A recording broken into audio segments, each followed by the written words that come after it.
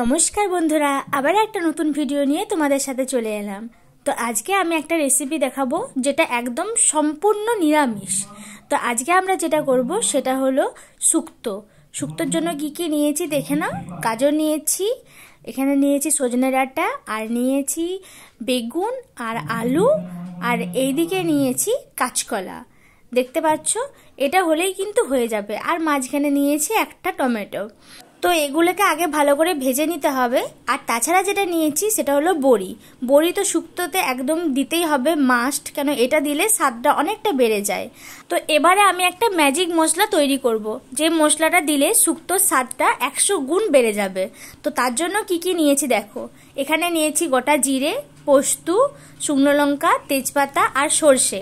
এগুলোকে একটা শুকনো খোলার মধ্যে নিয়ে, মানে কড়াইয়ের মধ্যেই নিয়ে ভালো করে নেড়ে চেড়ে ভেজে নিতে হবে। ভালো করে ভাজা হয়ে যাওয়ার পর শিলনোড়ার সাহায্যে এটাকে পেস্ট করে নিতে হবে। আর তোমরা চাইলে মিক্সার গ্রাইন্ডারে তো এটাকে ভালোভাবে মিহি করে বেটে নিতে পারো। তো দেখো, এটা কিন্তু বাটার সময় কোনো রকম জল দেওয়া চলবে না। যে শুকনো খোলায় ভালো করে নেড়ে নিয়ে ভালো করে ভেজে তারপরে দেখো শিলনোড়ায় বাটার পর দেখাচ্ছি ঠিক কিরকম দেখতে হবে। দেখো, যেভাবে গরম মশলা হয় না, ঠিক ওরকমই। তবে গরম মশলা কিনে যেটা নিই আমরা, ওটার চেয়ে এটার যে গন্ধটা বা স্বাদটা অনেকটা আলাদা। আর এদিকে দেখো, যে সবজিগুলো নিয়েছিলাম সেগুলো ভালো করে তেলেতে ভেজে রেখেছি। প্রত্যেকটা সবজি ভালো করে ভেজে নিতে হবে।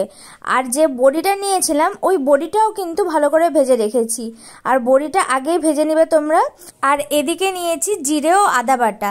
যেহেতু এটা নিরামিষ রেসিপি, তার জন্য পেঁয়াজ বা রসুনের ব্যবহার করিনি। আর এখানে নিয়েছি তেজপাতা আর শুকনো লঙ্কা। আর এবারে তেল গরম করতে দিয়ে দিয়েছি, আর এর মধ্যে তেজপাতা ও শুকনো লঙ্কাগুলো দিয়ে দেবো। তোমরা এইভাবে একবার নিরামিষ শুক্তো রান্না করে দেখবে, অনেকটা সুস্বাদু হবে খেতে।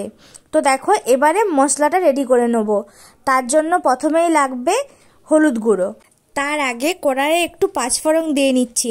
যেহেতু এটা নিরামিষ রান্না, পাঁচফোড়ন দিলে এর স্বাদটা অনেকটা বেড়ে যাবে।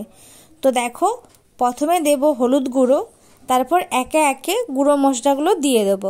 আগে থেকেই যে আদা রসুনের পেস্টটা তৈরি করে রেখেছিলাম, তার মধ্যে গুঁড়ো মশলাগুলো দিয়ে দিতে হবে। তো লাগছে হলুদ গুঁড়ো, জিরে গুঁড়ো, ধনে গুঁড়ো আর স্বাদ অনুসারে লঙ্কার গুঁড়ো। ঝালটা নিজেদের আন্দাজ মতো দিবে, যে যেরকম ঝাল খেতে পছন্দ করে সেরকম লঙ্কার গুঁড়ো ব্যবহার করতে হবে। তো দেখো, মশলাটা কড়াইয়ের মধ্যে দিয়ে নিয়েছি, আর একটু সামান্য জল দিয়ে ভালো করে মশলাটাকে কষিয়ে নেব। একটু মশলাটা কষে আসলেই এর মধ্যে দিয়ে দেবো একটা গোটা টমেটো। টমেটোটা এভাবে ভালোভাবে মিশে যাওয়ার পর একে একে প্রত্যেকটা সবজি যেগুলো আমি আগে থেকে ভেজে রেখেছিলাম সেগুলো দিয়ে দেবো। তো প্রথমেই দিচ্ছি গাজর ও আলু। আর অবশ্যই এগুলো আগে থেকে ভেজে রাখবে, ভেজে রাখলে তার স্বাদটা অনেকটা আলাদা হয়। তো দেখো, এরপরে গাজর আলু দিয়ে দিচ্ছি। আর এটাকে ভালো করে নাড়াচাড়া করে নিয়ে এরপরে দেব আগে থেকে ভেজে রাখা সজনে ডাঁটা। আর এখনকার যেহেতু নতুন নতুন সজনে ডাঁটা উঠেছে, তাই সজনে ডাঁটা দেওয়ার ফলে শুক্তোটা অনেকটা খেতে ভালো লাগবে। আর দেখো, মশলাটা একটু ভালো করে কষিয়ে নেওয়ার পরে এবারে দিতে হবে পরিমাণ মতো নুন। আর যেহেতু আগে থেকে সবজিগুলো ভেজেছি, তখন সামান্য নুন দেওয়া ছিল, তাই সেটা পরিমাণ মতো দিচ্ছি। আর তোমরাও অবশ্যই পরিমাণ মতো নুনটা দেওয়ার চেষ্টা করবে। এরপরে ভালো করে কষিয়ে নেওয়ার পরে জল দিয়ে দেবো সিদ্ধ হওয়ার জন্য। কিছুক্ষণ ঢাকা রাখার পর দেখাচ্ছি, দেখো কীরকম আসে। এই দেখো, অনেকক্ষণ ঢাকা দেওয়া ছিল, এবার দেখো অনেকটা ভালো করে ফুটেও গেছে। আর আমরা কি দিইনি বলো তো, এর মধ্যে আমরা দিইনি এখনও বেগুন আর বড়িগুলো। তো এবারে সেগুলো এর মধ্যে দিতে হবে। প্রথমেই কিন্তু একদমই দেওয়া চলবে না।